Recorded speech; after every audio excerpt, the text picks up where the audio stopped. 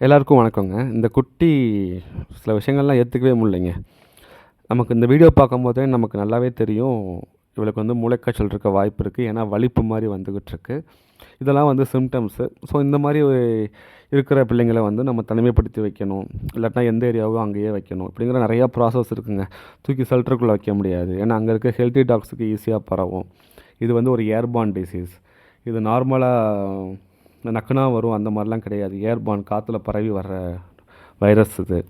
So ரொம்ப கேர்ஃபுல்லா handle பண்ணணும். சரி ஓகேன்னு சொல்லும்போது டாக்டரோடைய ஒப்பீனியன் கேட்டுக்குவோம் அப்படின்னு சொல்லி தான் நம்ம ரெஸ்க்யூ பண்ணோங்க.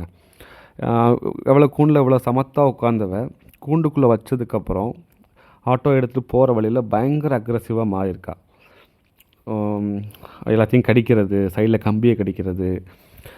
அவள் கண்ட்ரோலில் அவள் இல்லை. சரி ஓகே கொஞ்சம் ஃபாஸ்ட்டாக போய் ஹாஸ்பிட்டலில் காமிச்சிருங்க அப்படின்னு சொல்லி போயிட்டு ஹாஸ்பிட்டல்கிட்ட போகும்போதே அவள் டெத் ஆகிட்டாங்க. Unexpected death. ஸோ நான் இதுக்கு மேலே நம்ம டயக்னாசிஸ் பண்ணி என்னங்க பண்ண போகிறோம்? அட்லீஸ்ட் ஒரு உயிர் இருந்தாவது நம்ம தான் ட்ரை பண்ணலாம். சரிங்கண்ணா அடக்கம் பண்ணிடுங்க. இதே திருமூகூரில் இன்னொரு ரெஸ்க்யூ இருக்குது. ஸோ அதுக்கு அவர் கிளம்பிட்டாருங்க. அன்றைக்கி மட்டுமே 4 ரெஸ்க்யூ பண்ணியிருக்கோம். இதில் வந்து 2 பிள்ளைங்க டெத் ஆகிருக்காங்க. பார்ப்போம்.